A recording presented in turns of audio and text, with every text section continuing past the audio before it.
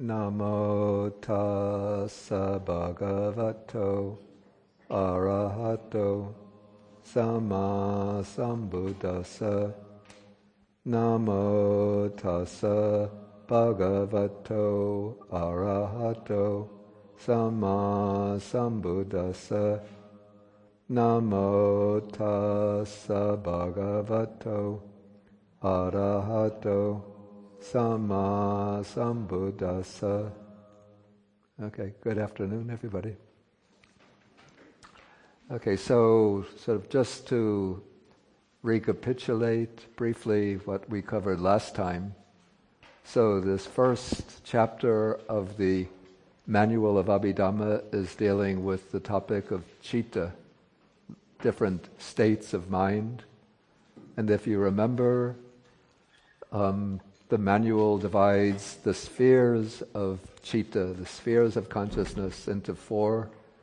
And then the first of these, which we're still on the first of these, that is the types of sense sphere consciousness, the kinds of consciousness that are typical of, or that hang around in the sense sphere realm of existence, which is the lowest of the three realms of existence. And so the Abhidhamma, this Abhidhamma system distinguishes 54 types of cittas that are typical of the sense sphere. And then these are divided. The first class that it deals with is the unwholesome consciousness. And there are 12 types of unwholesome consciousness. 8 rooted in greed.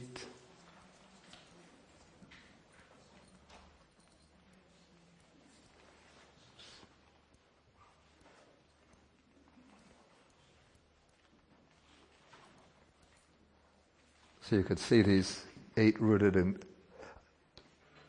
greed here, distinguished by way of whether they're associated with joyful feeling or neutral feeling, whether they are accompanied by wrong view or disconnected from wrong view, and then whether they're prompted or spontaneous.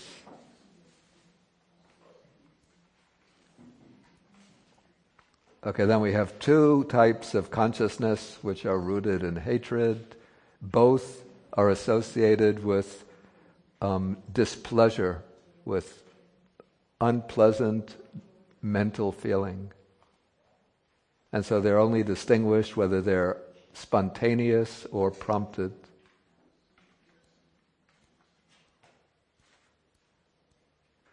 And then we have 2 types of consciousness, or 2 cittas, that are strongly rooted in delusion.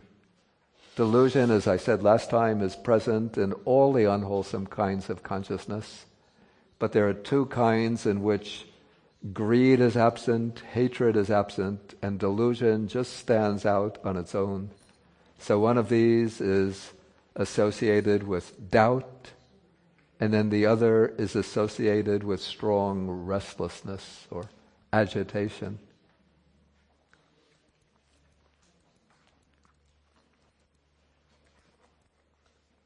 Okay, then after we went through the unwholesome consciousness, now we're coming to the types of rootless consciousness.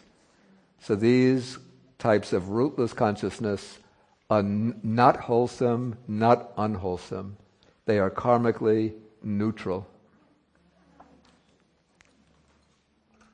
And of the 18 types, there are 7 that are the results of unwholesome karma. Those are called unwholesome resultant consciousness. The 5 types of sense consciousness, the receiving consciousness, and the investigating consciousness. Then the wholesome resultants, there are 8, the same kinds as the 7 unwholesome resultants, except that the investigating consciousness is divided into 2 kinds. If there's an extremely desirable or agreeable object, then the investigating consciousness is associated with a joyful feeling. If it's just a moderately agreeable object, then the investigating consciousness is accompanied by equanimity or the neutral feeling. So those are the types of resultant rootless consciousness. And now we come to 3 kinds of rootless consciousness that are not karmically resultant. These are called, I use the translation, or earlier translators used the translation, functional. The Pali word for this type of consciousness is kiriya. Kiriya, literally it means doing.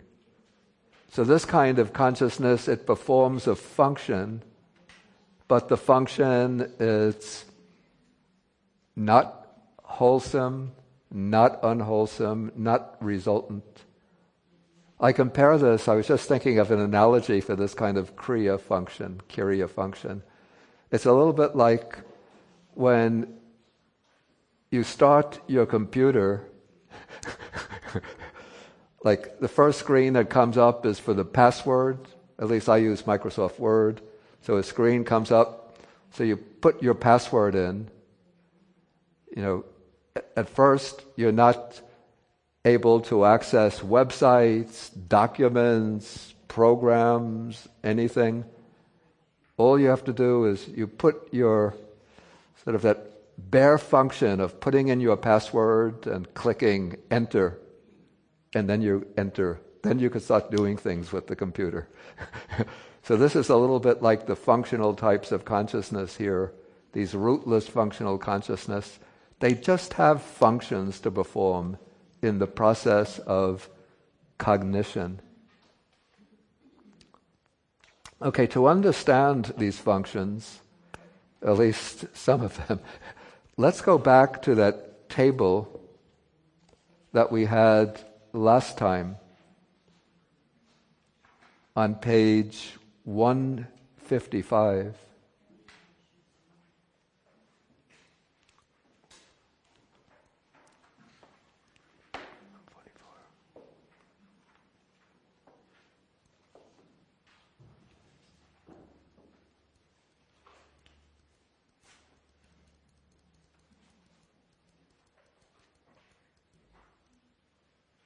Okay, the table shows the complete eye door process.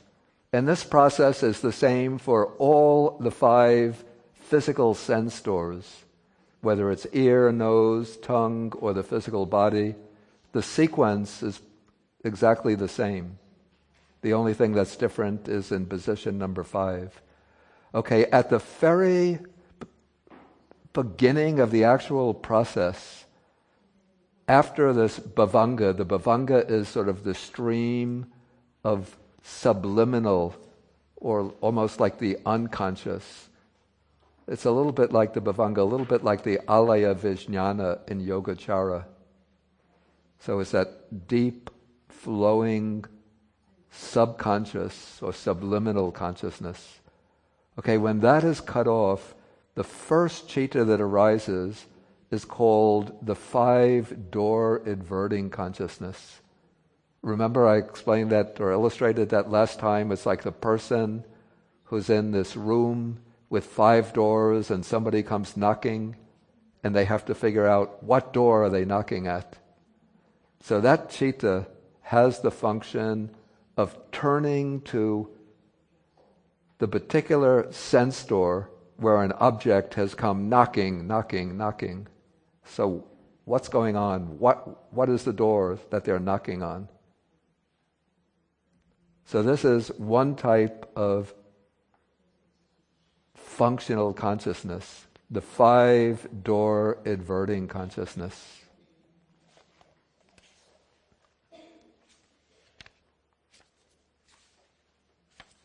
Okay, the second one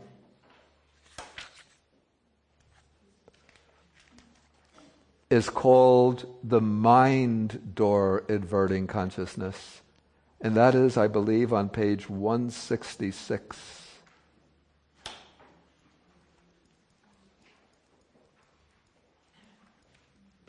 The diagram is on 166. Okay, this diagram is showing the process that takes place not when an external sense object comes knocking at one of the physical sense doors, but rather when a mental object appears at the mind door. So there are times when we're not seeing, hearing, smelling, tasting, touching. In fact, most of the time, probably, ideas and thoughts and mental objects are occurring. And so those types of process that are occurring through the mind door, not the physical sense doors, those are called mind door processes. Okay, and here just taking the example where there's an object appears clearly at the mind door. Okay, we have those initial moments of the bhavanga, the subliminal flow. Then comes a citta, which turns to the object at the mind door. That is called the mind door adverting consciousness. And that is a functional type of consciousness. Is this getting too difficult? To digest this takes time. I mean, I had to struggle with it at the beginning when I first learned it many years ago, too. Okay, so at the physical sense doors, we have the 5-door adverting consciousness. At the mind door, when we are considering an idea, a concept, a judgment, reflecting inwardly, there is a citta that arises and just turns to the mental object. So that is called the mind door adverting consciousness. It just for one split second exercises that function of turning to the object at the mind door. So that is a functional type of consciousness.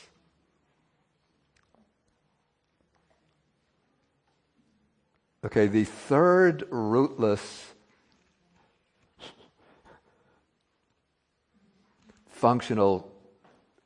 the third type of rootless functional consciousness, which we're back to page 44,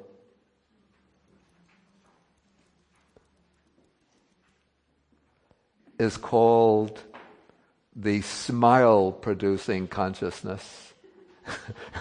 And it's accompanied by joy. But don't think it's any smile-producing consciousness. But according to the explanation,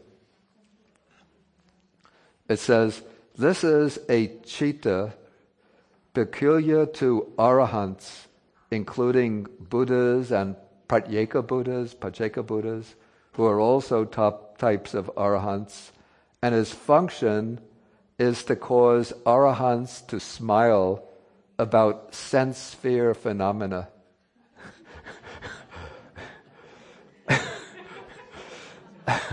There are certain mysteries in the Abhidhamma that I've never figured out after more than 40 years. This is one of them. I don't know why this citta got put in, but it's there, so I have to at least take account of it. But it's not the only citta that causes arahats, Buddhas to smile. But most of the time, it will be, when they smile, it's because of one of the 4 beautiful sense sphere functional cittas. But this is a rootless citta. Yeah, I don't know the reason for it. And I haven't really found a good explanation, but it's just there. So, don't lose any sleep over it. Okay, so we have altogether, now just the summary verse. We have the summary verse is just stating that there are 18 types of rootless consciousness. So we had the 7 unwholesome resultants, And remember, unwholesome resultant means a result of the unwholesome.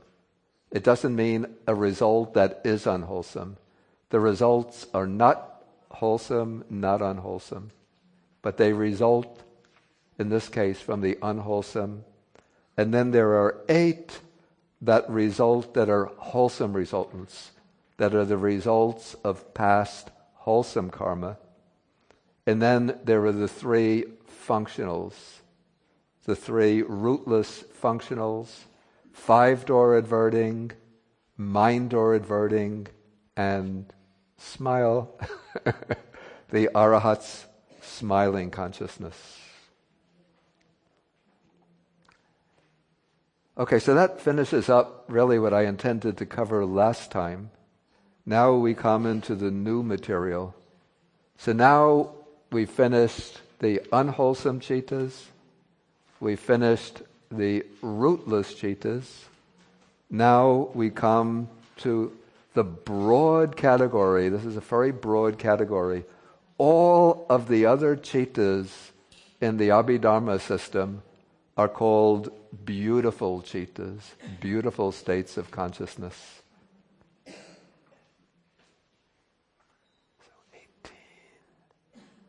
So we have 12 unwholesome, 18 rootless, that's 30. And so if we take 89 chittas, so we have 59 beautiful states of consciousness. So the beautiful in the Abhidhamma really far outnumbers the unwholesome and the rootless. Okay, and of these 59, later we'll come to the 91.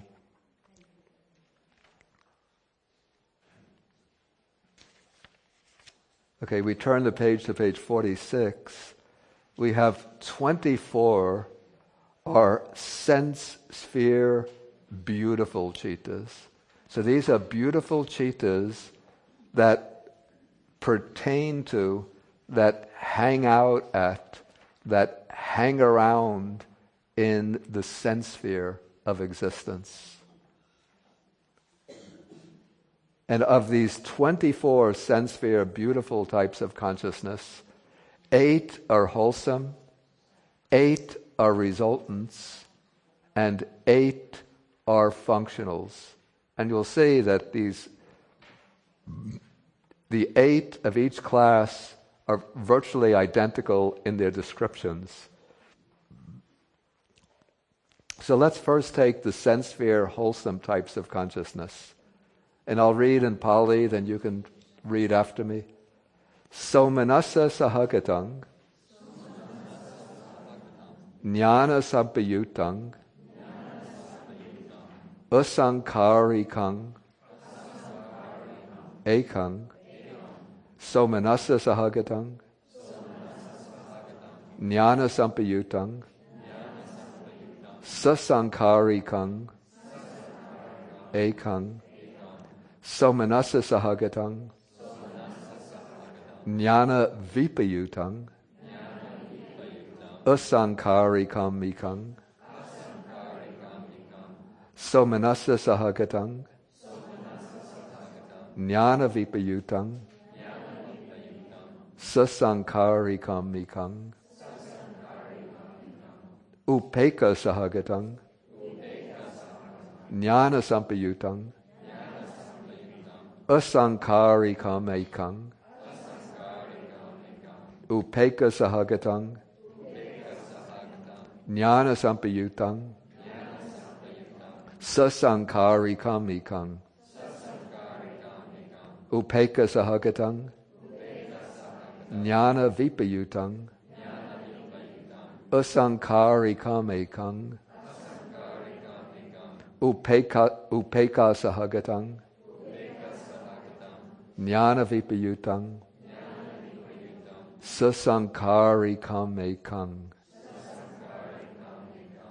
Okay, so then looking at the translation, so we have first, you could see we have 4 chittas. These are wholesome chittas accompanied by joy. somanassa, by that joyful feeling. And these are, of these four, two are associated with knowledge, two are dissociated from knowledge. And then of the pairs, the two pairs, they are distinguished as either unprompted or spontaneous, or prompted. Prompted means either I have to persuade myself to do something wholesome, or somebody else persuades me, puts pressure on me, convinces me, threatens me. Threatens me.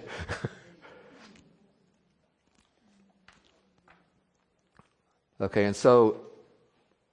and then the numbers 5 to 8 are in all respects the same as the first four, differing only in regard to the feeling that accompanies those cittas.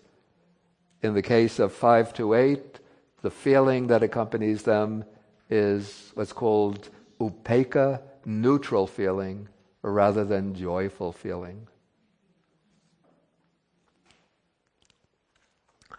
Okay, now what's meant by knowledge here, and this is a bit, to my way of thinking, a bit problematic, because if we think of knowledge as any type of knowledge, scientific knowledge, historical knowledge, knowledge of matters of fact, knowing the address of the Berkeley Buddhist monastery, or knowing my friend's email address, then it gives questions like, what makes that consciousness wholesome? So I think, as I said earlier, we have to say that the Abhidhamma is not intended to establish a scheme that could cover all possible states of consciousness, but rather it's sort of formulated and designed with the aim, call it the ethical and spiritual aims of the Buddha's path. So what is meant by knowledge here would be some kind of spiritual understanding. It can be from simply understanding something about the workings of the law of karma, or understanding the benefits of wholesome conduct, understanding the benefits of meditation, and then going deeper and deeper to the point of getting into real, penetrative wisdom that understands the true nature of things. So when it comes to questions, how do you fit scientific knowledge, historical knowledge, knowledge of matters of fact into the Abhidhamma? I mean, for many years that question used to come up, and it used to puzzle me and perplex me. And then a few years ago, I'm a slow learner, I came to the conclusion that it's just taking a wrong perspective on what the Abhidhamma is intended to do. So here, what is meant is some kind of moral or spiritual knowledge relating to one's ethical behavior and one's spiritual cultivation. Okay, so it's said that certain states of consciousness are accompanied by that knowledge, and other states of consciousness, the four other cittas, are jnana vipayuta. They are disconnected, dissociated from knowledge. But when we say that they're dissociated from knowledge, this doesn't mean that those states of consciousness are accompanied by ignorance or delusion. Because ignorance or delusion is an unwholesome mental factor. So ignorance or delusion is actively present only in unwholesome states of consciousness. In the wholesome states of consciousness, ignorance is never present. But those wholesome states of consciousness, some will be associated with this understanding, some kind of moral or spiritual understanding. Others will be dissociated from that understanding. And maybe to make that a little bit clear, I have some examples on page 48. Okay, to illustrate the first citta, we have someone joyfully performs a deed of giving, of generosity, understanding that this is a wholesome deed, and then they do it spontaneously because they enjoy giving. They feel happiness when they give. Okay, somebody else performs the same good deed, again with understanding, but in this case they have to do it with deliberation. Maybe initially they're reluctant to give. I don't want to give, I'll be putting myself into trouble. But then they think, oh, the Buddha's texts say that generosity is a great virtue, it's a paramita, it's a basis of merit. Or one listens to a Dharma discourse, and then the preacher says, you should practice giving, and in that way you overcome your reluctance to give, and through that prompting, then you make a gift. Okay, then somebody else joyfully performs a generous deed without prompting, but without understanding. And maybe to give an example of this, something that I experienced many times in Sri Lanka, when going on alms round to the houses, like the family that comes out, they'll come out with some rice and some prepared dishes, and often if they have like a little child, they'll tell a little child to put the spoon in the child's hand and have the child spoon out the food and put it into the alms bowl. And so the child doesn't know what they're doing, but the parents are saying, give to the monk, give to the monk. And so the child will do it, often joyfully, sort of laughing, sometimes with just a straight face. And then the Abhidhamma maybe doesn't take account of this, but sometimes they're weeping and wailing. Why? Give.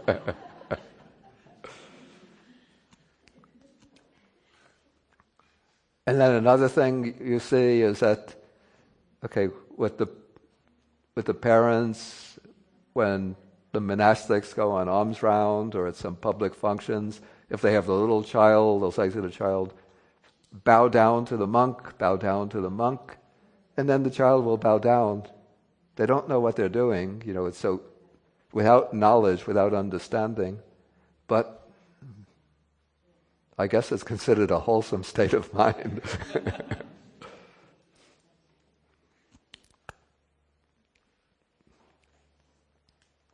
Or maybe even to give see if this will work. Like nowadays, sometimes Buddhist teachers get invited to a high school class or high school. They want the teacher to give some instructions on meditation to the students. And so the students might not have any idea why they're doing this meditation, what the value will be, but they do it. And so they're doing it it would be a wholesome state of mind, but it's detached from knowledge. And maybe it's done with prompting, because the teacher is sort of telling them you have to do that. So this knowledge or understanding, this is distinct from wisdom, or could they overlap?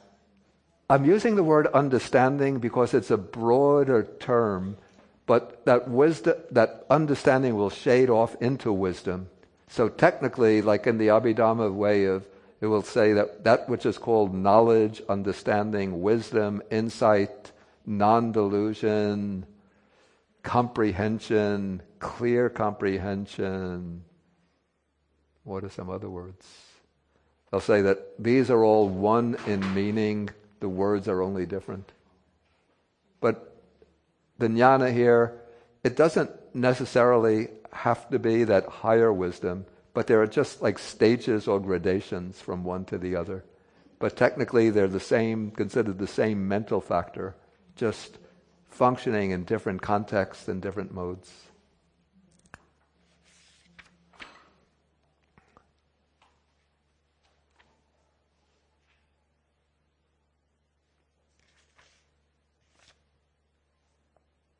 Okay, so those are the 8 types of wholesome consciousness. And now, this is also an important point about them. All of the wholesome states of consciousness have roots. They're, using the Pali word there, sa-hetuka. Sa means with, hetu means root. So they are with roots. But these 8 types of consciousness, these 8 chittas, can be distinguished as to whether they have 3 roots or 2 roots. Which chittas will have 3 roots?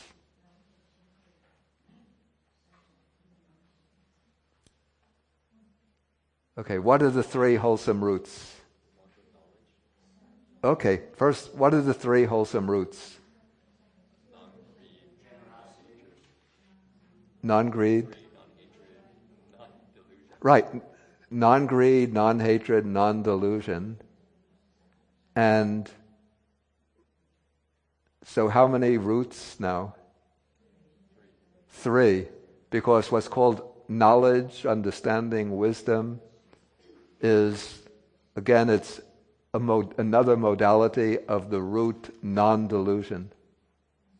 So in all of the wholesome chittas, there's necessarily non-greed and non-hatred. And then of these 8, 4 of them also have non-delusion. Non-delusion here is what is called knowledge or understanding. Then the 4 that are disassociated with knowledge, they have only 2 roots. They have non-greed, non-hatred, but not non-delusion. And so it's important to try to generate states of wholesome consciousness that have knowledge or non-delusion. For example, if you're studying a Dharma text, you want to be able to understand it. If you just read it or just recite it mechanically, you might say it's a wholesome state of consciousness because you have trust in the Dharma, and so you're reciting out of your trust or faith, but you also want to get that knowledge or understanding. And maybe what's too common in the Buddhist world today is that lots of people have the chittas jnana vipayuta. So they go through worshipping the Buddha. Why do you worship the Buddha? I don't know. You take the precepts. I abstain from taking life, abstain from stealing. Why are you taking the precepts? What are the benefits? Don't know. The teacher said take them. Yeah. Does that also include knowing what mantras mean? Not just sutras, but what you recite in mantras? That's a good question. Because mantras, and at least a lot of the mantras don't have what you call conceptual meaning. They're made of just particles of words. Maybe so you should understand maybe the reason or purpose underlying the mantra, but maybe because not necessarily the meaning of the syllables. Yeah. I was wondering, looking at this section, there seems to be almost like 3 things associated with delusion or knowledge. So there's delusion, there's not delusion present, and then there's non-delusion, which is not delusion present, but non-delusion, which is a whole nother experience of which is knowledge, and then not knowledge present or not non-delusion. Sorry, I don't know if that made any sense. It sounded like you covered more things than 3. Well, maybe there's 4. There's maybe, it seemed like before I was just thinking that there's 2 things. You either have knowledge or you have delusion. Yeah. But this one seems to have maybe 4 things. In these 8? Yeah, no, and because looking at the unwholesome ones as well, there's you can have a state where you don't have delusion, yeah, but you don't actually have knowledge. Yeah. Right? Yeah. So it's not a binary. It's not binary. Yeah. Okay. So non-delusion doesn't just mean you don't have delusion. It actually means you have knowledge. Non-delusion is actually a negative way of expressing a positive quality. The positive quality is some understanding, even going up to the highest wisdom. Okay. Yeah, so we could say that there are states of consciousness with delusion.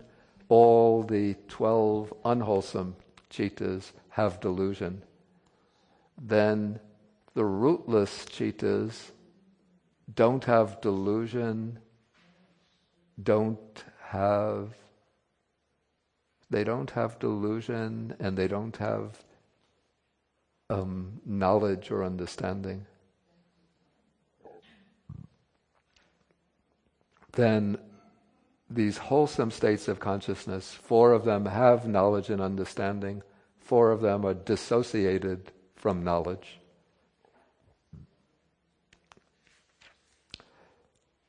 Okay, so those are the 8 wholesome types of consciousness. Now we come to the 8 kinds of sense sphere resultant consciousness, and you can see, we don't have to recite them because we've already recited, the formulas are the same. So you could see that the descriptions are exactly the same as those for the 8 kinds of wholesome consciousness. So where is the difference?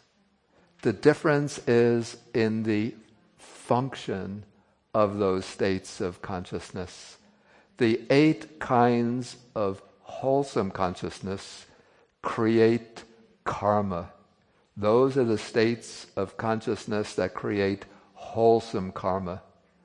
And the wholesome karma is also what we call merit. In Pali, we have the word punya. In Sanskrit, the pronunciation is the same, punya. In Chinese, they use the character fu, which is meaning fortune. I think, as I said the other day, it's a little bit misleading, since it's not, the fortune is the result, the good things that happen as a result.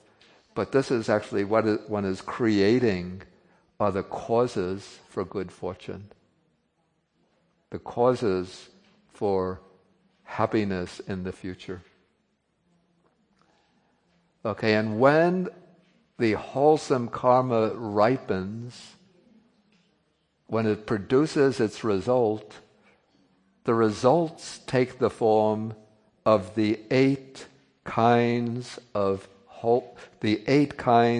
sense sphere resultant consciousness. These beautiful resultant consciousness. And these kinds of consciousness, they're described as, if you look at the Pali portion, sahetuka kama vachara vipaka chitani. Sahetuka, they have roots. They have the roots of non-greed, non-hatred, and 4 of them will have the root of non-delusion. 4 won't have non-delusion. So they are rooted in either 2 or 3 beautiful roots. But their function differs from that of the wholesome types of consciousness. The wholesome types create karma. The sense sphere resultant consciousness with roots experiences the results of that karma. And the primary way this kind of consciousness experiences the result is by becoming the subliminal consciousness in the next existence or some existence after that. The consciousness, we call this the rebirth consciousness, which then takes on the function of that deep subconscious flow, which serves as the basic mode of consciousness of a person in that existence.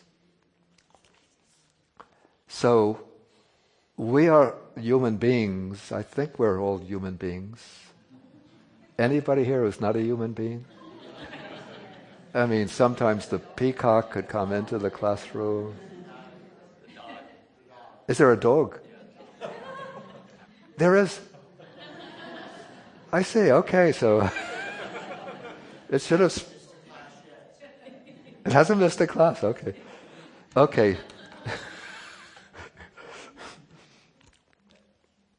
Okay, so human existence occurs as the result of wholesome karma.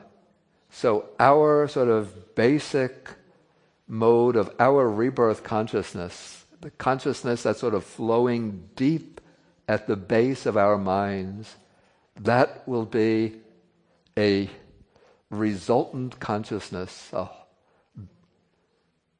a wholesome, a sense sphere resultant consciousness resulting from wholesome karma in the past. And hopefully, in our resultant consciousness, we have the three-rooted wholesome consciousness.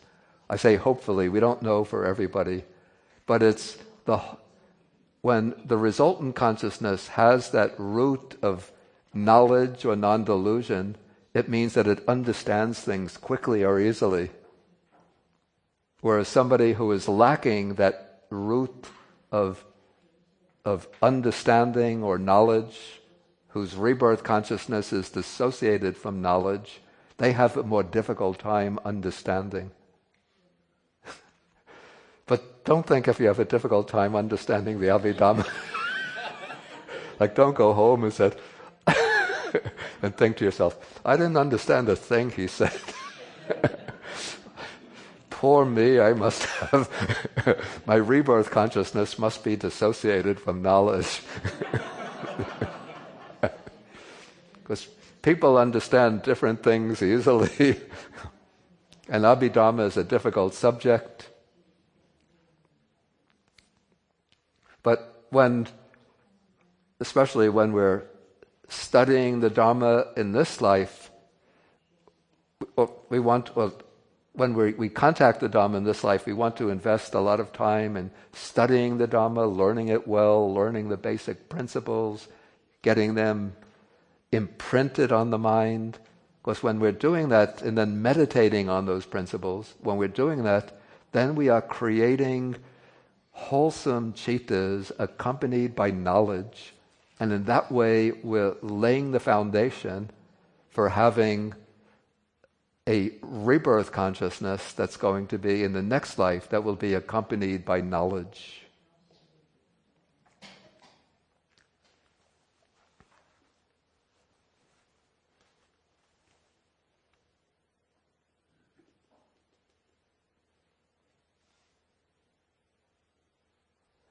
Okay, so that takes care of the 8 types of sense sphere resultant consciousness.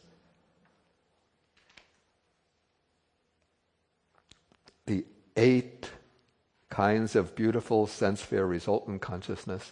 Now remember, and this is an interesting point, in the previous section, when we were dealing with the rootless consciousness, this was on page 41, so the Pali is on 41, continuing into 42.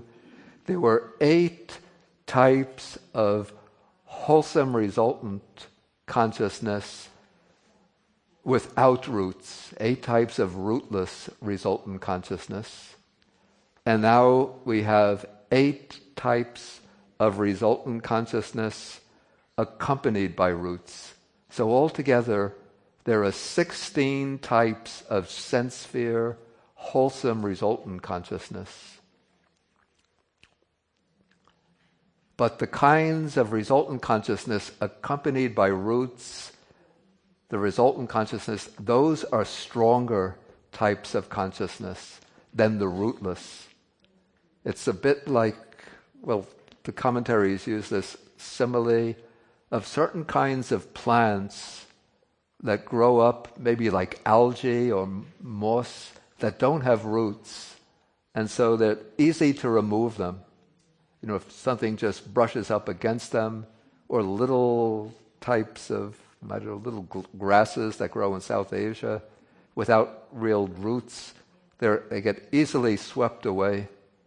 But trees that have roots can't remove them very easily, because the roots, they anchor the tree in the ground and they stabilize it. And so the chittas, or states of mind that have roots, are strong and firm. And notice also, this is interesting and sometimes a puzzling point. People brings up questions that the unwholesome resultants never have roots. There are only 7 unwholesome resultants, and they're all rootless. There are no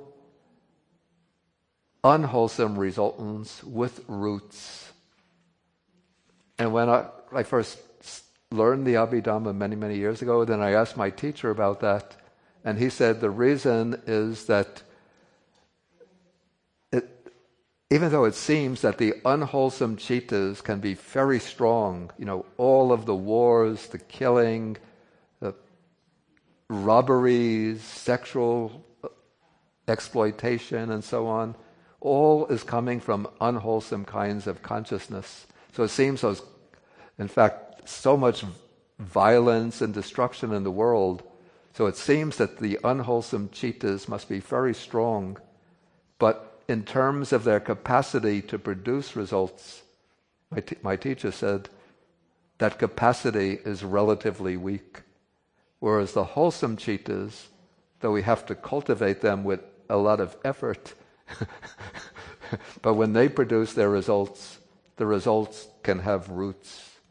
Maybe that's the reason why they have roots, because it takes effort to cultivate them, whereas the unwholesome kinds of consciousness usually arise very naturally in people.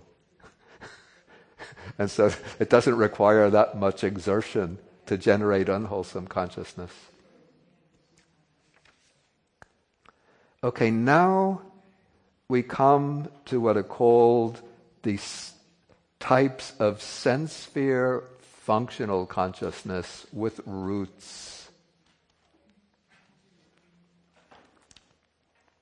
And these, again, if you look at the descriptions, they're exactly the same as the description of the wholesome consciousness and the resultant consciousness. The only difference is that these are called functional. And what makes these functional? These are the kinds of consciousness that arise in the minds of arahants. And here by arahants, it also includes the Buddhas and Pacceka Buddhas. The Pacceka Buddhas, or the Sanskrit Pratyeka Buddhas, sometimes called the solitary Buddhas or silent Buddhas. So technically all three, whether the Shravaka Arahats, Pratyeka Buddha Arahats, or Buddhas, are arhats in the sense that they have destroyed all defilements. And now when all defilements have been destroyed, then one's actions, we could say that they're beautiful actions, but technically they're not called wholesome actions. Because in the Abhidhamma language, wholesome means that which creates wholesome karma. And the actions of the Buddhas and the Arahats don't create any karma. So they think, for example, of other living beings with loving kindness and compassion. Their conduct will always conform to the silas, to the principles of moral observance. They'll go into deep states of meditation. They'll teach the Dhamma. But their chittas are not creating wholesome karma. And so those chittas, they look just like the chittas of an ordinary person creating wholesome karma. But the citta has that difference that it's just performing the function but not creating the karma. So that Dhammapada compares the actions to the arhats. It's like, in the case of an ordinary person, it's like an animal, like a rabbit, running across the sand, or a fox walking across the dog walking across the sand, or a deer walking across the mud. It leaves footprints. But the actions of the arhats are said to be like birds crossing the sky. So when the bird crosses the sky, you can't look up, later after the bird is gone and say, what kind of bird crossed the sky?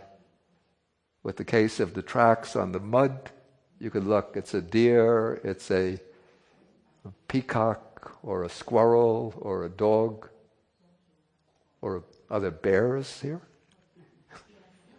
You see bears also. I better stay indoors at night. What? Up in the mountain now. Oh, not down here. Okay.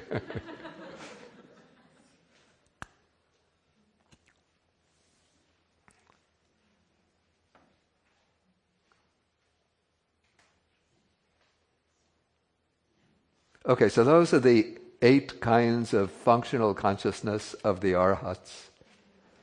Okay, so now we could just look at the verse summing up. Or maybe skipping over the verses, we could go to the guide to number 17. Now we're taking a summary of the different kinds of sense sphere consciousness. Okay, so first, if you remember, we have a distinction by way of kind. And so we have the wholesome, the great wholesome. So we have the 8 that we've just went over. Then we have the 12 unwholesome. The 12 unwholesome, how many rooted in greed? 8 rooted in greed, 2 rooted in hatred, 2 rooted in delusion. Then we have 23 resultants. So 7 are the results of the unwholesome. 8 are the rootless wholesome resultants. And then we have these 8 beautiful wholesome resultants. So altogether, 23 kinds of resultant consciousness. And then we have the 11 kinds of functional or Kiriya Chittas. So we have the 3 that are rootless. Again, the 3 rootless kinds. 5 sense door adverting consciousness, mind door adverting consciousness, and then we have the 8 great functionals. Those are the chittas that arise in the minds of the arahats. So we have 8 and 12, that's 20. Then 23 resultants, that's 43. And then 11 functionals, so we have 54. So that's the 54 kinds of sense sphere consciousness. Okay, at this point I'll ask whether there's any questions on the kinds of sense sphere consciousness. Don't be shy about asking questions. Functional chitta is that built-in or is that? Wait, take the microphone. Is the functional chitta is that built-in in each individual or is part of characters? I didn't. The functional chitta. Yeah. Is that built-in ourselves or part of our nature? Built in ourselves? Or part of our characters? Part of characters. It's functional, right? Is that built-in? Is kind of each one of us have that kind of functional? Yeah. We each will have 2 of the different functional types of consciousness. We will all have the 5 door adverting and the mind door adverting. Because we're always, either seeing things, hearing, smelling, tasting, touching. In that case, it's always preceded by the 5 door adverting. Then when we're thinking about something, then there's the mind door adverting. So we all have those two types of functional consciousness. The smiling that rootless smiling consciousness, that's supposed to be only for the arhats.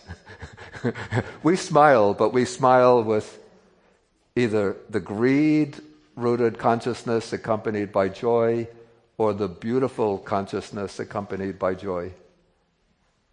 And then the 8 types of beautiful functional consciousness, those only arise in arhats. So not in other people. Okay, Laura? Is it possible to say that the 8 wholesome, beautiful chittas are related to the 8 resultant chittas? Like almost like in terms of time? Like if that the wholesome creates merit or the conditions for future good karma, and then later you experience the results of those. Yeah. Is there correlation? Yeah, that's definitely the case. In fact, later, I'm not sure that I'll get into this in this course, but the 8 beautiful resultant types, the 8 beautiful resultant chittas are the results of the 8 kinds of wholesome chittas, but with one exception, which I don't want to get into now. The resultants don't appear in this life itself. Yeah, so they're not resultants ripening in this life, but the wholesome chittas that we generate now, those come to fruition in the form of rebirth that one takes in the next existence, or in some cases it can be even in later existences.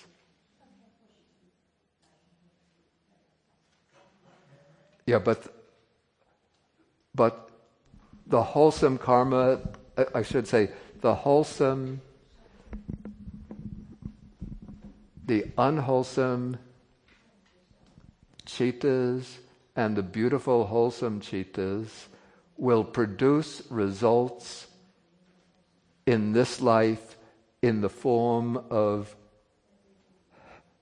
the rootless chittas. Yeah, they can produce results in the form of the rootless chittas. But the rooted chittas, generally they take the form of the rebirth consciousness. But there is one exception to that, rather technical, too technical a point to go into now.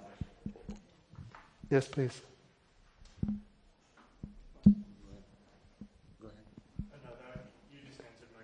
Oh, I answered. Okay. Well, you were close to answering my question too. I just want to make sure. So there is karma that can ripen within our lifetime. Oh, definitely. But the Abhidhamma is talking about a rebirth type of karma. In other words, it doesn't ripen in this lifetime.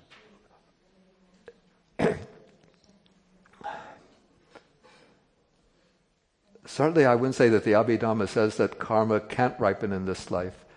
Yeah, karma can ripen in this life. It can ripen in future lives. But what I said is that the wholesome types of karma, these 8 types of beautiful, wholesome chittas,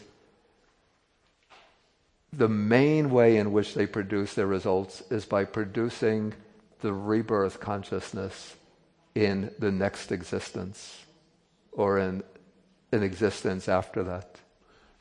Part of the reason I'm asking is experientially, if I have wholesome thoughts and or behavior, it results frequently, not always, in increasing the frequency of wholesome thoughts and behavior. And you're saying that across lifetimes it's resultant, but it's not a root anymore. When am I sorry? The look on your faces, maybe. Yeah. Maybe let us suspend the question for a while. No problem. I think the questions might get answered as we go along. And unless there's an urgent question, I want to get into the next section now, because this is where we start getting into the sort of interesting territory. So far we've been covering the territory that we're normally familiar with in our ordinary lives. Now we come to it's called the fine material sphere consciousness. This is called the Rupa Vachara Chittas. So these are chittas, states of mind, that are typical not of our ordinary human existence, or even of the sense sphere realm of existence. These are the chittas that are typical of the beings in the form realm or the fine material realm. Sometimes it's called the Brahma world. You know, if you remember the three primary planes of existence, we have the sense sphere plane, which includes the lower worlds like the hells, the animal realm, the realm of the ghosts, the hungry ghosts, and then still within the sense sphere realm, the more positive realms, the human realm, and the 6 lower or sense sphere heavenly realms. And then above the highest heavenly realm, the highest sense sphere heavenly realm, there's like a thick wall or or a door, let's say a heavy metal door, which says, in order to get through that door, you have to have, like I have this key with an electronic signal. You know, to get into this building, I put that key over an electronic sensor, and then the door opens.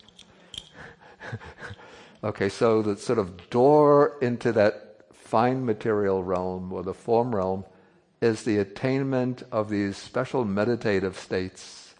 As a human being, the meditative states called in Pali the jhanas, or in Sanskrit the dhyanas, the meditative absorptions, or the very deep levels of samadhi. So that is the second major plane of existence. And then even above the jhanas, there are 4 other even subtler realms of existence called the formless or immaterial realms, where there's no material form at all. And then in order to get into those realms, even if you have the jhanas and you put your key across, the door won't open. To get into those realms, you need what are called the arupa jhanas, or the arupa samapatis. That is the meditative attainments without form, the non-material meditative attainments. Okay, so let us now consider the case of how one goes about. Okay, now I spoke about the entrance, the key for entering those realms are either the jhanas or the formless meditative attainments. But the jhanas and the formless meditative attainments can be achieved, have to be achieved to get there by human beings. So when we have yogis practicing deep meditation and going into the jhanas, their chittas are not the chittas of the form of the sense sphere realm, but while they're in the jhana, their chittas are the chittas that are typical of the beings in the fine material realm. And if the yogi, the meditator, goes even into deeper samadhi, so they reach the formless or immaterial attainments, then their chittas are the chittas that are typical of the beings in the formless realms of existence.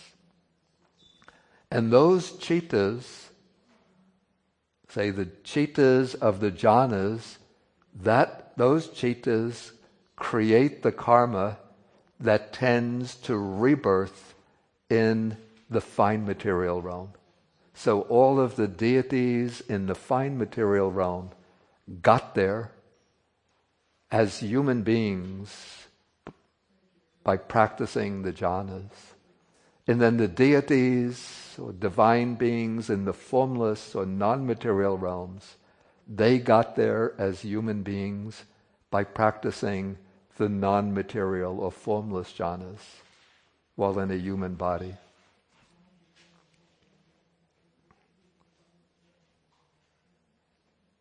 Okay, so now we'll come to the way of developing the fine material sphere, wholesome types of consciousness. Okay, these are achieved by practicing the systems of meditation that lead to those types of attainments.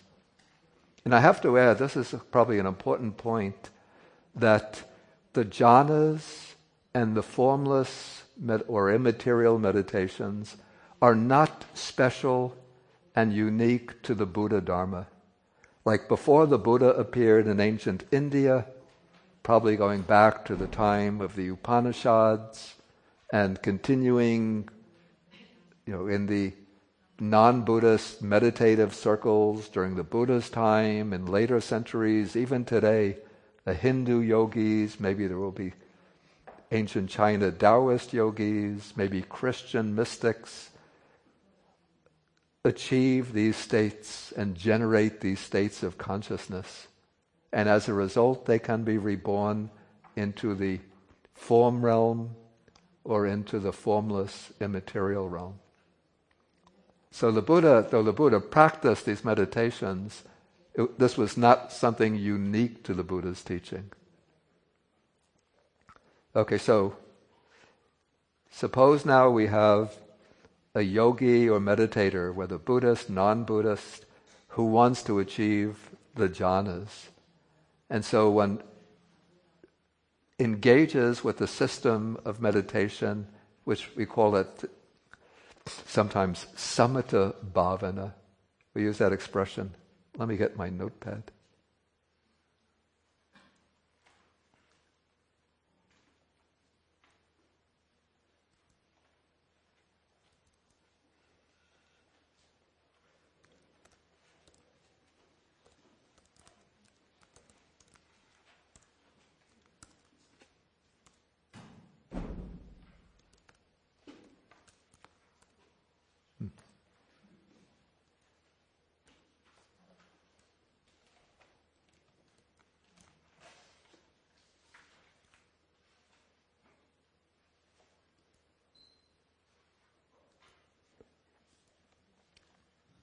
Okay, samatha bhavana, which means the development of calmness or tranquility, or samadhi bhavana, the development of samadhi. And so one takes up usually a simple object, because to gain this sort of what's decisive in for the attainment of the jhana is cultivating the quality of one-pointedness of mind. And so one has to remove gradually cause the thoughts to subside, gradually suppress the activity of thought. And so one will take up a very simple object. It could be the breath, the touch sensation of the breath as one is breathing in and out, or in certain meditative circles, there's an object which is called a kasina. This can be like a disc which is formed, and then it could be, sometimes it will be filled with clay, and then we call this the earth kasina, because it's sort of representing the earth element. Or one could use a bowl of water, that will be the water kasina, or the disc can be colored, like red or blue, white, yellow. And so one will put the disc a short distance in front of one, and then you sit and you look at the disc and you just focus the mind on, say, the color. Let's Just suppose one takes the blue kasina. So one has that blue disc in front, and so one is just focusing the mind. Blue, blue, blue, blue. For this I need a PhD in philosophy. Blue, blue, blue.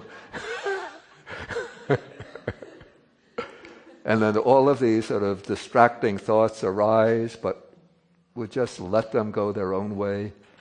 And one goes on focusing, and it can be like a long period. It's not that you just sit down and this is all going to happen, in one session. So it's a matter of gradually working to eliminate the 5 hindrances, the 5 obstacles, like sensual desire, ill will or anger, drowsiness, restlessness, and doubt. And then as the mind starts to focus on the device, at a certain point it said that you could see the blue disc as clearly with your mind's eye as with your physical eye. So then you don't have to rely on the physical object anymore, but you just can close the eyes and focus on blue, blue, blue, and you could see the blue disc. Okay, and now these 5 hindrances are getting suppressed, and then that blue object is becoming clearer, more radiant, more luminous. And as one is practicing in this way, one is strengthening certain factors, which in Pali we call them vitakka and vichara. Here in this book they're translated as initial application and sustained application. So initial application is the mental factor that, in a sense, directs the mind to the object and sort of plunges the mind into the object. And vichara is that mental factor that sustains the mind on the object and that examines the object. Okay, and then as the hindrances fall away and these factors become stronger, then there will arise a kind of joy, even a bliss or an ecstatic bliss, as the wandering thoughts fall away and the mind is sustained on the object, then this joy arises. And that is called piti. I know this is the Chinese shi. Okay, and then there's a feeling that comes. The feeling is sukha. Pleasure or happiness. It's pleasant feeling. And then going along with this, the factor that's keeping the mind on the object, this one-pointedness of mind. And so these 5 mental qualities are called the jhana factors. And when they reach a certain degree of strength, then the mind undergoes a transition. Sort of, initially the mind is sort of stable and focused, well-focused, not moving, well-focused on its blue disc, visualizing that luminous blue disc. And then at a certain point, the mind rises to a different level of consciousness and becomes fully absorbed in the object. And with that, the mind has entered, or we would say that the meditator has entered the first jhana. But in Abhidhamma language, we would say that a citta of the first jhana has arisen. And so that is what is being described. If we go to the passage now on page 52, this is section 18, fine material sphere, wholesome consciousness. Okay, so just to get familiar, we could read together out loud. Vitakka vichara, piti sukha, ekagata sahitam, pattama jhana,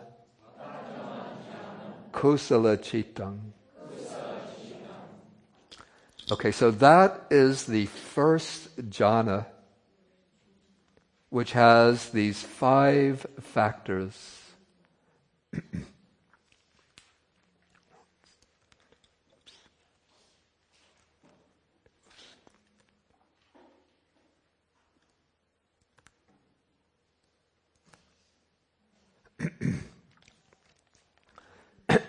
Okay, now, is everybody familiar with the jhanas from the suttas, the way the jhanas are? Who's not familiar with jhanas as explained in the suttas? Anybody? So you've all come across then the formula for the jhanas in the suttas, and you'll see in the suttas, or the suttas always speak about 4 jhanas. And so according to the sutta scheme, when you pass from the first jhana to the second jhana, what happens is that these 2 factors fall away. Vitakka and vichara fall away together.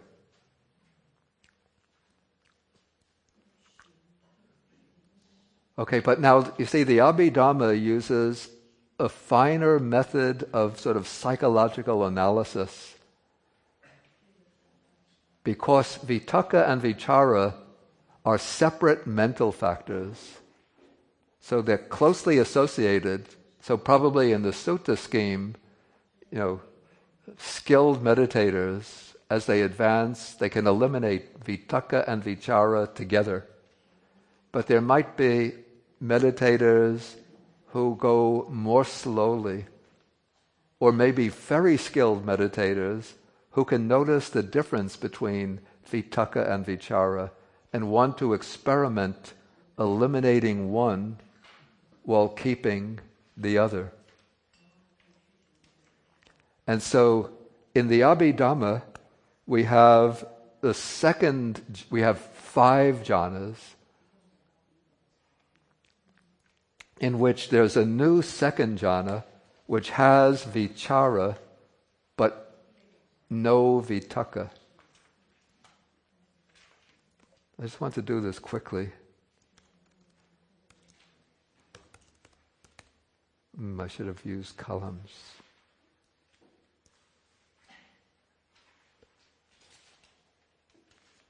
Okay, I'll skip that for now. Okay, so now we go to the second jhana. Vichara piti sukhe kagata sahitang dutiya jhana kusala chitam. Okay, so we have a meditator now who's attained the first jhana, and now he or she, they've mastered this jhana. They've become very thoroughly familiar with it. And either maybe they know the Buddha's discourses and they know about the second, third, fourth jhana, or they know that there are states, higher, more concentrated states beyond the first jhana. And so they continue with their practice of concentration.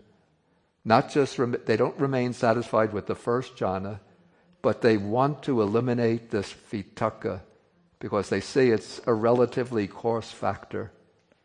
And so they go on with their practice, and when the practice matures, then,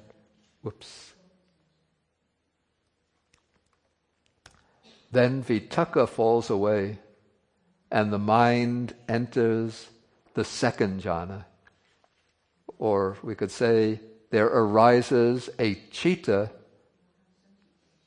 belonging to the second jhana, the citta of the second jhana. And that citta is connected with vichara, that sustained application. It has piti, the joy, Here it's translated zest, which I don't like, but what to do? Okay, this joy or rapture, it has that happiness or pleasant feeling and the one-pointedness. Okay, so now we're taking a very skilled samadhi meditator. So the meditator now masters the second jhana and sees that vichara is too much activity in vichara. So they want to get rid of vichara. They go on with their practice. And then when their practice matures, vichara drops out. And now they have the third jhana. So here we have piti. You recite piti. Sukhe kagata. Sahitang. Tatya jhana. Kusala chitang. Okay, so here we have the citta that has joy, pleasant feeling, one-pointedness. Okay, now the meditator wants to go further because joy, of course, it's a delightful state, but for somebody who's aspiring for really stable, tranquil, meditative samadhi, that joy becomes felt as a little disturbing. So they want to get rid of the joy, and so they continue the practice, and when it matures, the joy drops around, and there arises the citta of the fourth jhana.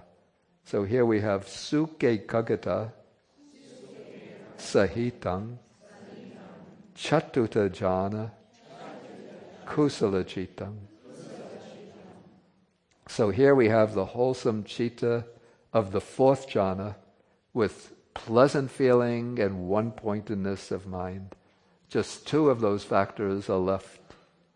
But now, the pleasant feeling, though it's a happy feeling, very pleasant, but again, it's a little bit coarse compared to the neutral feeling, that extremely peaceful feeling of the deeper level of samadhi. And so the meditator goes on with the practice until the sukha drops out and gets replaced by upekkha. And so here we have upekkha ekagata sahitang panchama jhana kusala cittang. Okay, so that is the fifth jhana in the Abhidhamma system. And so of these five jhanas that we have in the Abhidhamma system, the first is the same as the first of the Sutta system.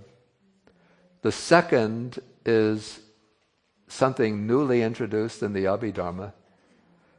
The third Abhidhamma jhana is the second of the Sutta system. The fourth Abhidhamma jhana is the third in the Sutta system. And the fifth Abhidhamma jhana is the fourth in the Sutta system. Okay, so those jhana cittas that arise in a meditator practicing, excuse me, through the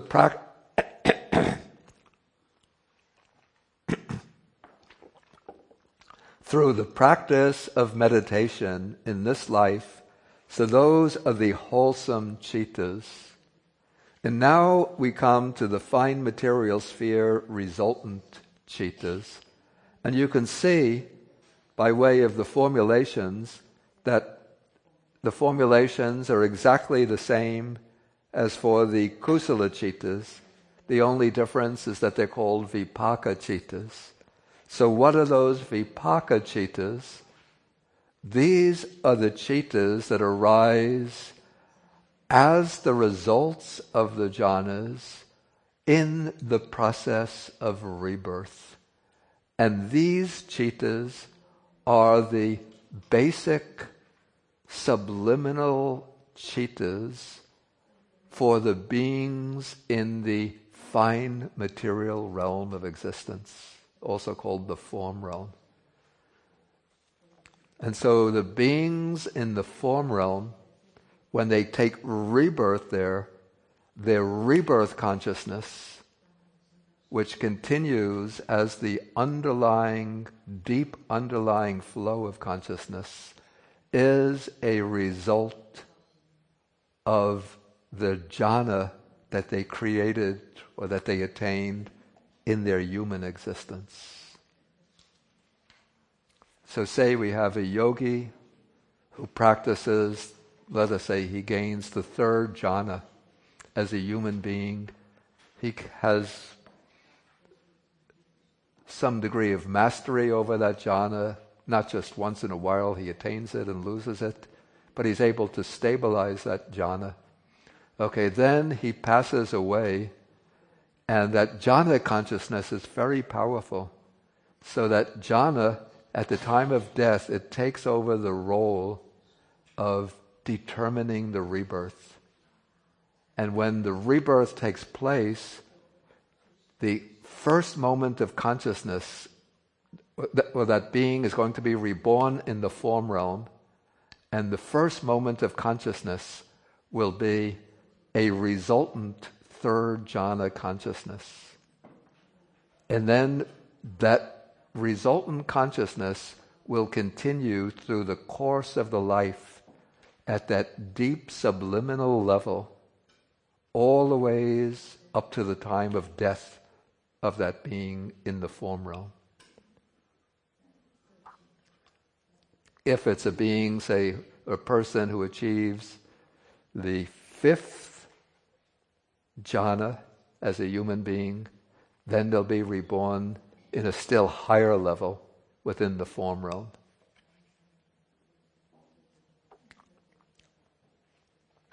Okay, then we come to the fine material sphere functional consciousness. And by now you could probably guess what are these five types of functional jhana consciousness? What? Right, exactly. Because if you read the suttas, you see sometimes it says that the Buddha sat down or Venerable Sariputta, Venerable Mahakassapa sat down and they entered into the first jhana, second, third, fourth jhana. not five jhanas, but the four jhanas. Okay, so the Buddhas and Arhats, they don't have to do any more work in developing wisdom, but if you're a Buddha, it's supposed to be a lot of activity. You have to go teaching, and then people are coming and saying, Bhante, I have this problem, that problem, and then there's the one whose child died, Bhante, bring my child back to life. And then you're the head of the monastic order, and the monks in that building are fighting, and you try to bring them together, and they don't want to listen to your advice. So being a Buddha, not easy job. And even being Arhat, you still have to get a lot of invitations for danas, alms offerings, for teaching engagements. If you're a head of a group, you still have to teach the group and regulate them. Oh my God, what am I going to do? So they have to enjoy some peace of mind. They don't have the unwholesome chittas, no greedy attached to gain and honor, no anger when the disciples are not listening to them, but still it's a lot of trouble, So from time to time they want to enjoy, to sort of settle into that beautiful, sort of blissful, tranquil, higher consciousness. And so when they do that, that will be through, or could be through the jhanas. Okay, so in this way we have five types of jhana consciousness which occur in three modes. either as the wholesome consciousness when non-arahats attain the jhanas, as the resultants when the jhana consciousness brings rebirth into the different levels of the form realm, and then the jhanas as practiced by the Buddhas and the arahats. Okay, now, as I indicated before, there's a whole domain or sphere of consciousness even beyond the jhanas, still in the range of samadhi bhavana, samatha bhavana. This is not yet bringing in the wisdom, but this is, maybe we could call this intensifying and deepening the level of concentration. And so we have a meditator who's mastered the fifth jhana, let us say on the blue kasina, that circular blue disc. And now he knows about the formless or immaterial attainments and wants to experience them. Okay, so this is the way it's done. This is according to the meditation manuals.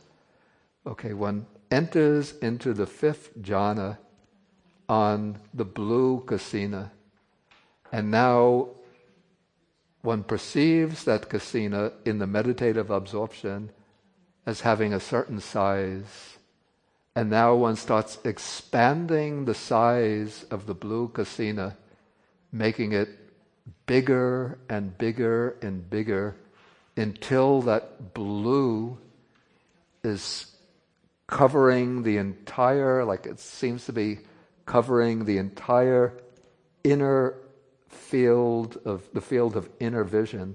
So everything one sees inwardly is covered with that blue, that extent of blue. Okay, then one makes the determination or decision to focus not on the blue, but let the blue drop away and focus only on the space, focusing on the space that the blue expanse has been occupying.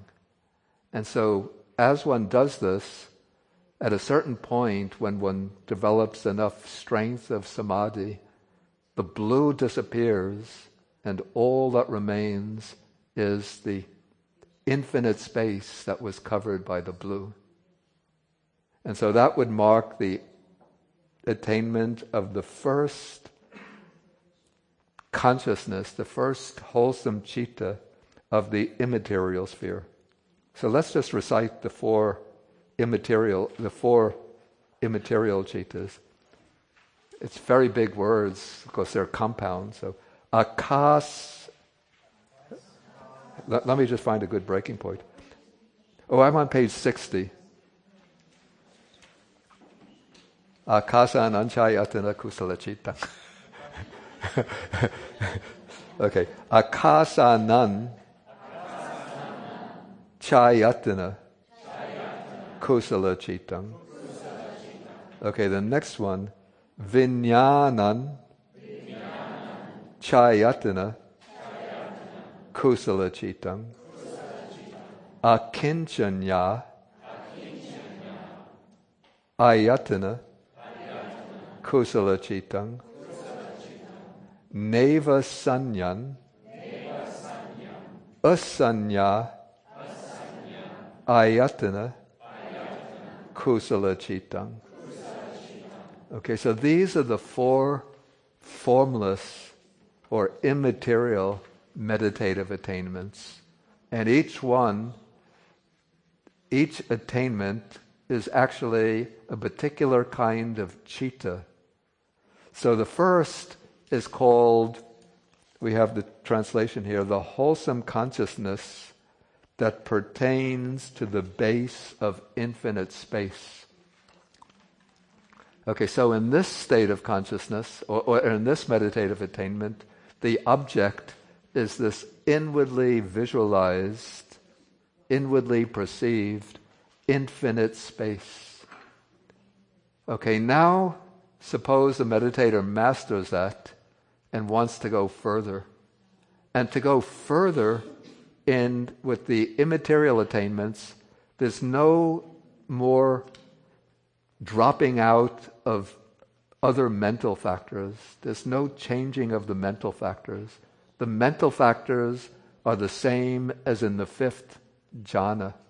But what changes is the object. One goes from relatively coarse to subtler objects. Okay, so suppose the meditator has now attained the base of infinite space. So with his mind, he can sort of see this infinity of space in the meditative attainment. And there's no thoughts in this attainment. Thinking has been dropped a long time ago. Okay, but now what the meditator does, he'll realize that that since he's perceiving space as infinite, that the consciousness that's aware of space must also be infinite. So instead of focusing on the infinite space, he'll focus on that consciousness that's aware of the infinite space. And so when the attainment takes place, then it becomes the attainment of the base of infinite consciousness. Okay, now after mastering this attainment, now the meditator wants to go to the third stage. And so instead of focusing on the consciousness itself, what he focuses on, this is called the base of nothingness. But it doesn't, I think it's a bit misleading, nothingness. It doesn't mean that there's absolutely nothing at all, but it means that one is focusing on the aspect of that infinite consciousness of having no obstruction, that there's nothing sort of concrete there. So call it maybe complete lack of anything concrete in that infinite consciousness.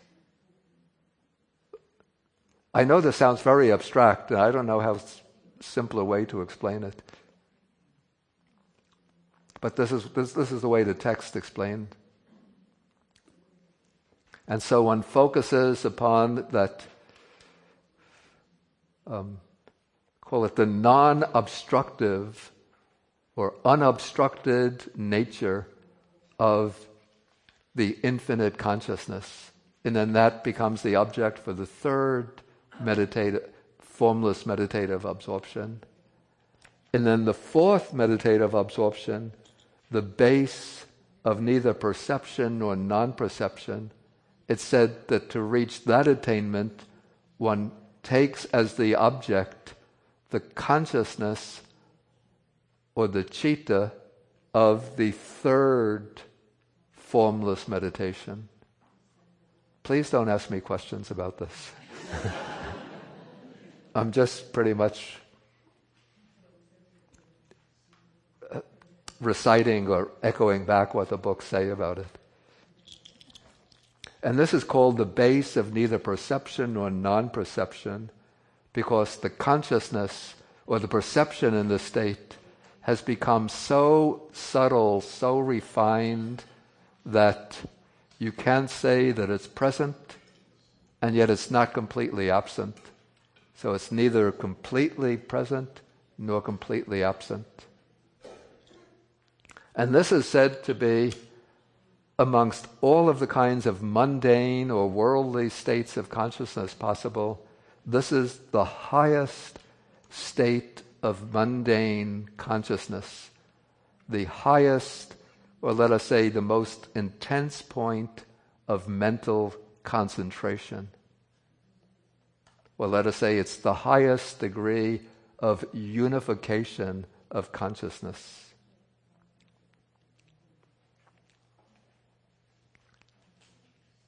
Okay, so those are the wholesome types of immaterial sphere of consciousness. Then there's the immaterial sphere resultant consciousness. Do you know what those are? I think you know what they are already.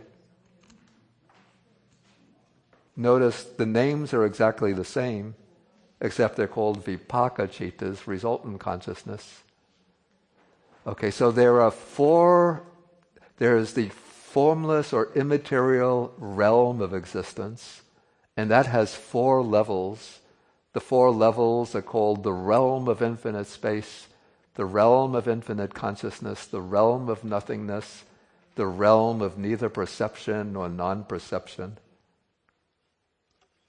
And remember the key, which is the way to enter the realms. So the wholesome cittas, that is the key. And when you passing away, and if you have that key,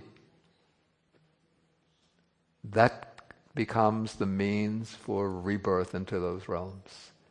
And so if you achieve any of these 4 types of wholesome immaterial consciousness, then the one that you have the greatest mastery over, that will determine rebirth into the corresponding realm of existence. And then the resultant consciousness, that becomes the rebirth consciousness and the base level consciousness within that realm.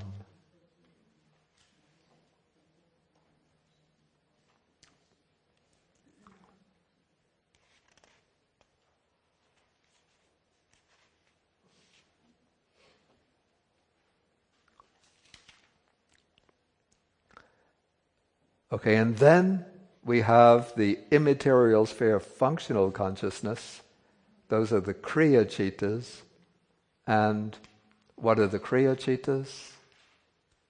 The functional consciousness?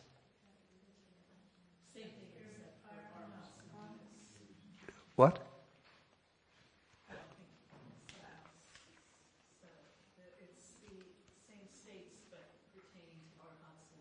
Right, exactly. So when Buddhas and the Buddha and the Arhats, when they want to go into to experience the immaterial attainments, then their cittas don't create any karma tending to rebirth in those realms. So they can enter those attainments and come out without any traces. And so those are just called the functional cittas.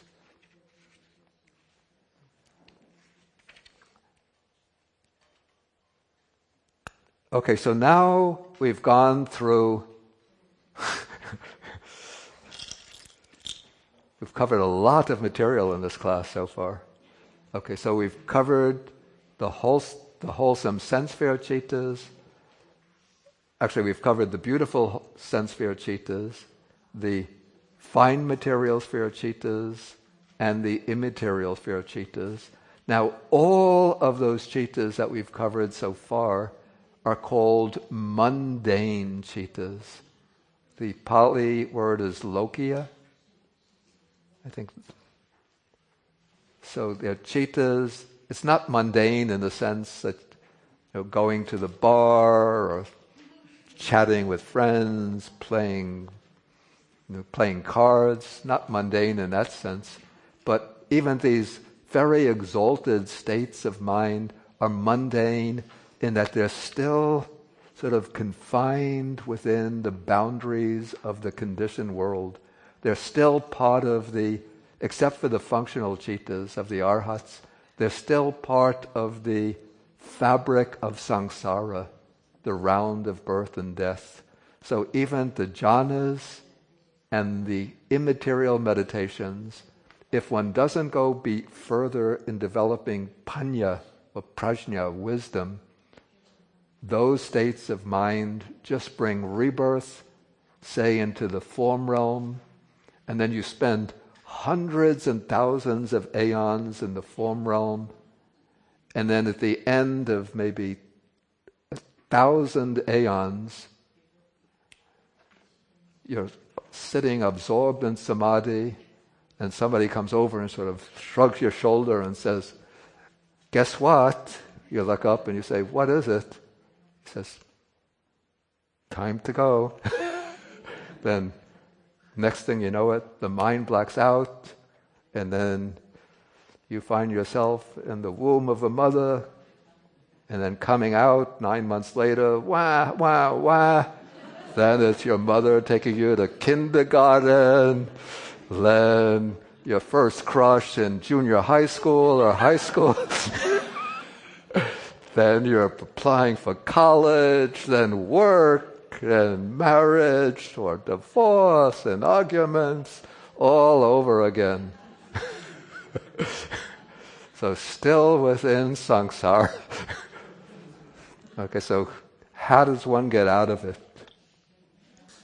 That brings us to the next group of chittas.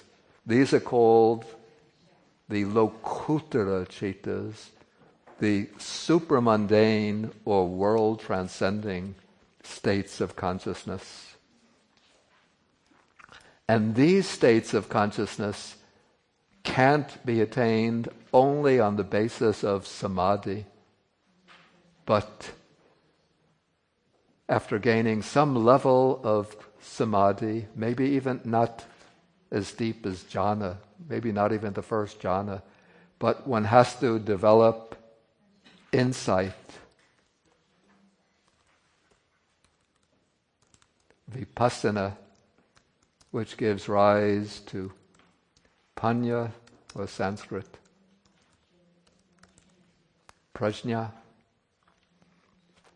Okay, so the insight here would be arises through the contemplation, not of a fixed object, but of the ever-changing flow of experience.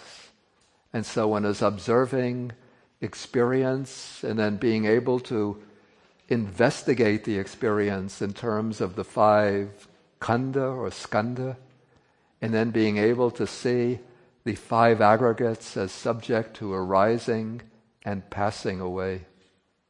And then when we see the arising and passing away, that's the insight into the impermanence of the 5 aggregates. And then from the insight into impermanence comes the insight into dukkha. Often we translate dukkha as suffering, but it doesn't mean that everything is suffering. But one sees the 5 aggregates are unsatisfactory. And then going further, one investigates the 5 aggregates are not myself. They're not mine, not the truly existent I. And so one is seeing the 5 aggregates as being impermanent, suffering, non-self. And so the insight goes deeper and deeper, becomes clearer and clearer. And now one is aspiring for liberation. And then at a certain point, if one's faculties are strong enough and one's merits are great enough, and all of one's other qualities are mature enough, then the mind makes a particular breakthrough from the sphere of conditioned reality to taking as its object the unconditioned nibbana, nirvana. So this is very hard to explain, because usually we think nirvana is just the blissful or peaceful mental state. But nibbana in the Abhidhamma is an actual reality, a truly existent state. And with this experience, for just one mind moment, just a split second, the mind breaks through and experiences nibbana itself. And that first breakthrough, that one mind moment, is called the path consciousness of stream entry. And the path consciousness of stream entry, that's here sotapatti mala, sotapatti magga, with that breakthrough to the path of stream entry, the mind cuts off permanently 3 fetters that have kept us, that are keeping us in bondage to samsara. One is the view of a self, the view of a truly existent self. The second is doubt. And the third is clinging to rules and observances in the belief that just by following rules and undergoing certain observances, one could achieve liberation. And of course, the most important of these is the view of self. That is permanently eradicated. Okay, then the path of stream entry is followed immediately by its result. The result is the Sotapatti Palachita. That's the supramundane resultant consciousness. So there follows the fruition consciousness of stream entry. So for a couple of moments, it said for 2 or 3 moments, one experiences that kind of bliss of release from those fetters. So the path, the magga, the way I illustrate this in my own thinking, we have like a prisoner whose arms are tied, hands are tied by certain iron chains, and he's been wearing them away. When the prison guards aren't looking, he's wearing them away against the stone wall. That is like developing the insight. Then he's pulling more and more strongly on the chains. Then at a certain point, he exerts himself, the chain breaks. That's like the magga, where the fetters are cut off. And then he feels, my arms are freed. So that is like the fruition.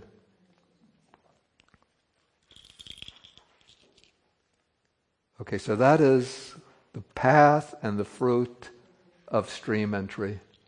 And when one reaches the stage of stream entry, if one doesn't go any further in this life, then at most one will be reborn 7 more times within samsara. And so a person who reaches stream entry is now bound for final liberation. They're not yet free from samsara, but beyond 7 more rebirths, there won't be any more existences beyond 7 more. Okay, but let's take the case of a meditator who wants to go further. So, many meditators, if they reach stream entry, they think, okay, I've done it. That's enough for now. But we're taking somebody who wants to reach the end. So he goes back and continues to develop insight, aiming for a higher attainment. When the insight reaches maturity and all of the other faculties are strong enough, they come to the second breakthrough. And that is the breakthrough to the path of once returning. Okay, the stage of once returning, it won't cut off any new defilements, but it weakens greed, hatred, and delusion to the extent that one will have only 1 more rebirth back into the sense sphere realm of existence.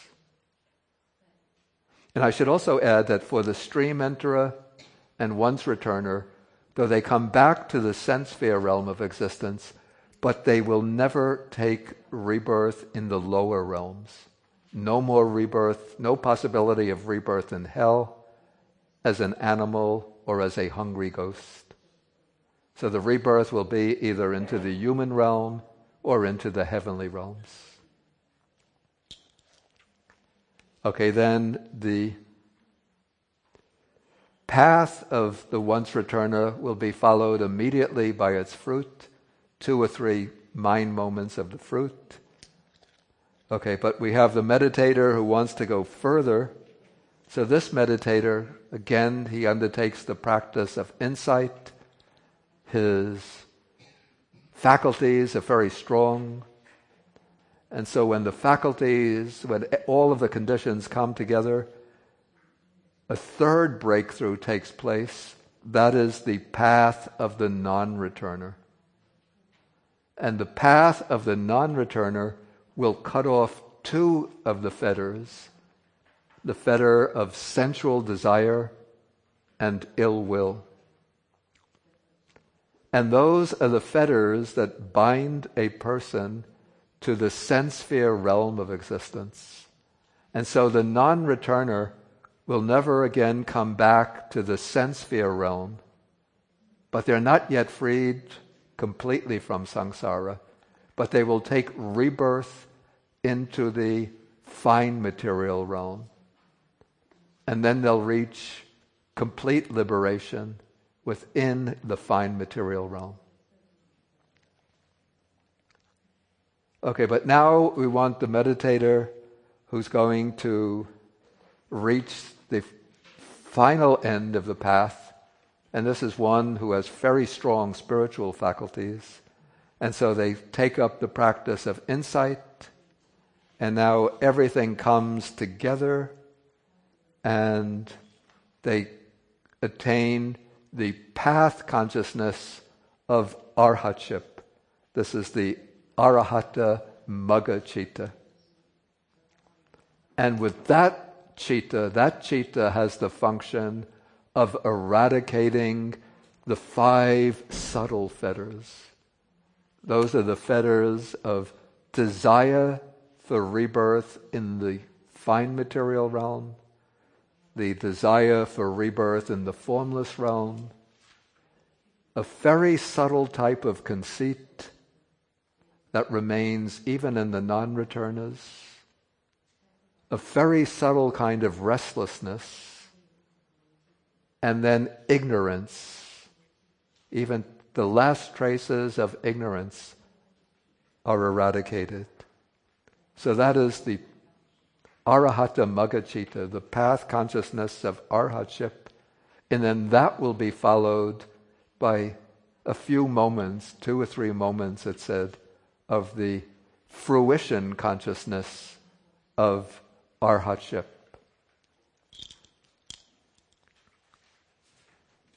Okay, so when we take the 4 paths, the 4 fruits, then we have the 8 kinds of supramundane consciousness.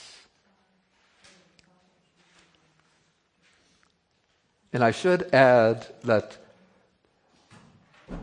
this is a rather technical point. Again, if you find this difficult to understand, don't worry about it. Okay. The fruition consciousness of each of the paths it first arises right after its respective path for 2 or 3 moments. Now, the path consciousness is never repeated in the course of the existence. If you reach, say, path of stream entry, you never go through the path of stream entry again. Because the function of the path is to cut off defilements. When those defilements are cut off, you're freed from them. But if you achieve stream entry, then you can experience the fruit any time you want in the course of your life. That fruition becomes a special meditative attainment in which the mind becomes immersed in the experience of nirvana. So if I want to, say, sit in the fruition attainment for a half an hour, I make a determination, let me enter the fruition attainment for 30 minutes, and then the mind will go for 30 minutes into that experience of nirvana, and then after 30 minutes comes out. I wanted to leave time for questions, but I've come to 5:30.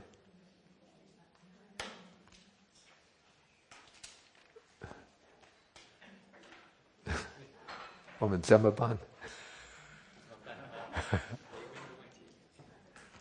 Maybe if there are a few quick questions to clear up any understanding. Yeah, please. In the back. If a person could stand up. Pardon? Yeah, just stand up, then the voice will carry better. Oh, okay. How long in the first jhana, the first time you go into the first jhana, how long do you stay in it? Oh, this is an interesting point. According to the Abhidhamma, it says that the first time the first jhana arises, it's just a single citta, just one citta, then one comes out. So then one has to develop the skill to be able to extend the jhana. But then when somebody develops the skill, then they can extend the jhana so that they could remain in the jhana for hours or even days. Though I've never heard anybody who's had a jhanic experience say that I experienced it for one thought moment. So it seems this is taking account of maybe somebody who's striving very diligently, and then the mind just goes into that jhana consciousness just for that split second, and then comes out. And so they not even fully aware that they've entered the jhana. That would only come, I think, after they develop the ability to extend it for some time.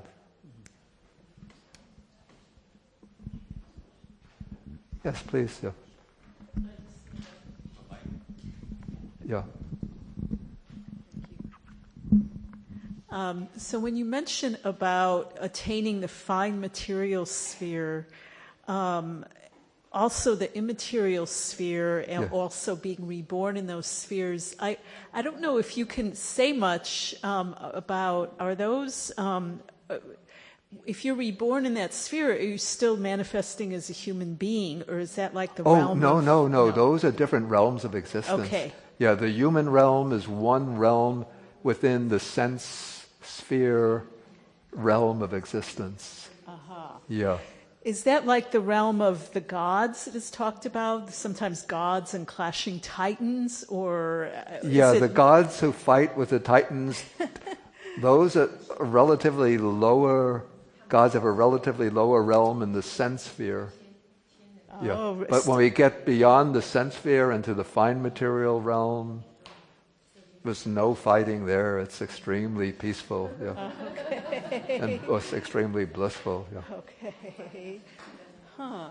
And then the beings in the immaterial realm or formless realm don't have physical bodies. It's just mind and mental factors there.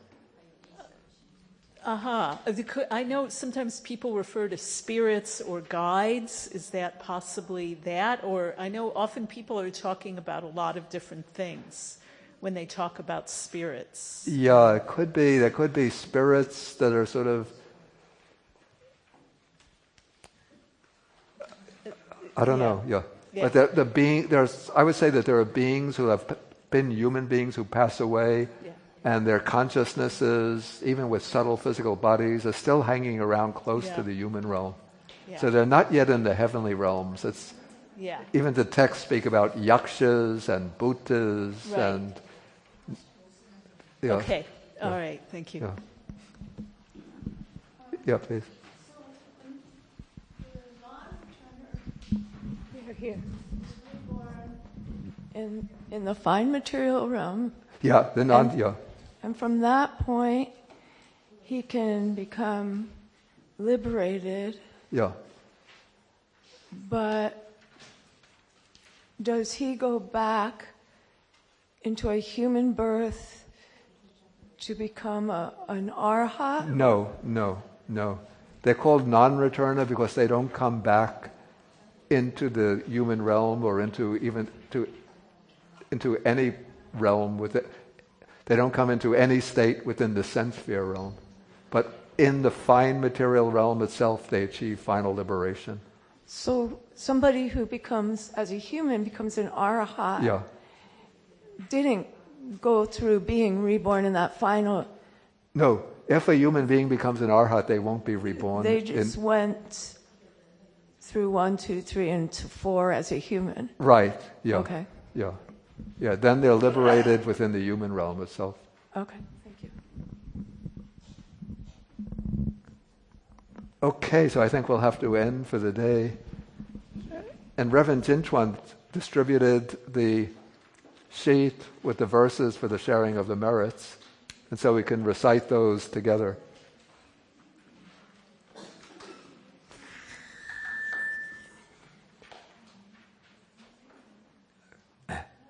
Akasata chabumata deva naga mahidika punyantang anumoditva chirang rakantu sasanang.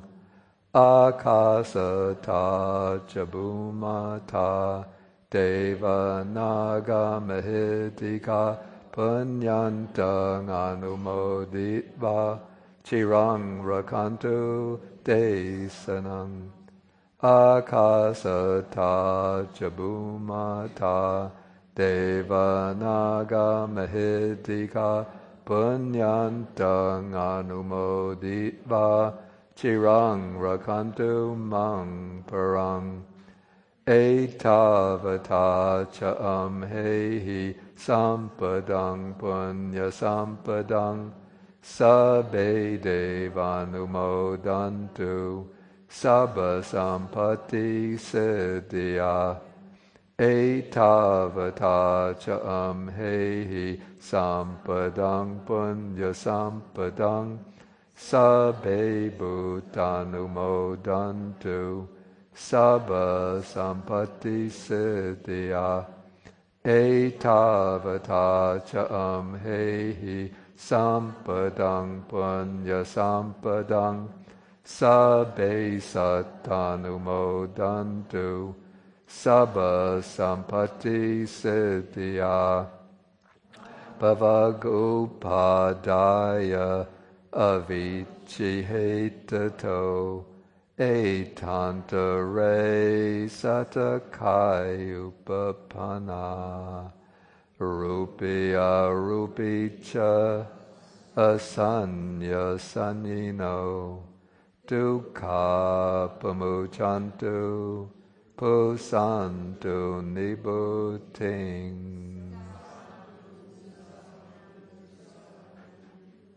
Okay.